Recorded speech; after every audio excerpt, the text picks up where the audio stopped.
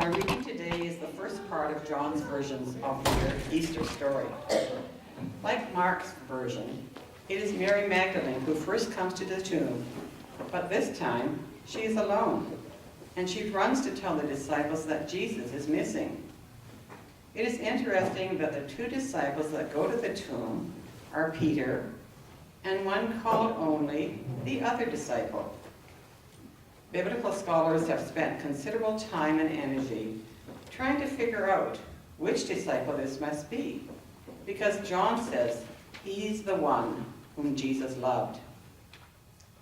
Perhaps we should consider that John intentionally left this out, the other disciple, unnamed, as a way of saying that it could have been any devoted follower, even a woman, given each of us a place to enter the story.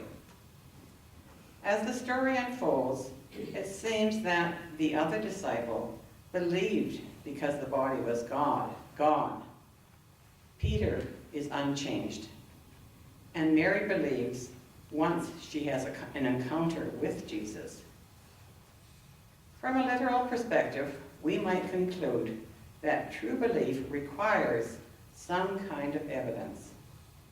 But John should never be taken literally, because he always has some greater purpose in telling the story. It seems that the good news of Easter comes not from what we think happened, but more deeply about how we feel the presence of Jesus, the presence of God, even after his physical death. With this in mind, hear now the passage from John, chapter 20, verses 1 to 18. Early on the first day of the week, while it was still dark, Mary Magdalene came to the tomb and saw that the stone had been removed from the tomb.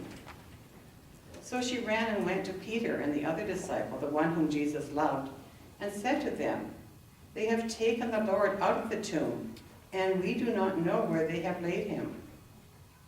Then Peter and the other disciple set out and went toward the tomb. The two were running together, but the other disciple outran Peter and reached the tomb first. He bent down to look in and saw the linen cloths, wrappings, lying there, but he did not go in. Then Peter came, following him, and went into the tomb. He saw the linen wrappings lying there, and the cloth that had been on Jesus' head, not lying with the linen wrappings, but rolled up in a place by itself. Then the other disciple, who reached the tomb first, also went in, and he saw and believed. For as yet they did not understand the scripture, that he must rise from the dead. Then the disciples returned to their homes. But Mary stood weeping outside the tomb.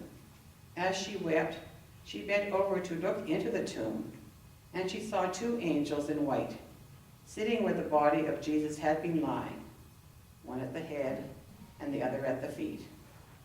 They said to her, "Woman, why are you weeping?"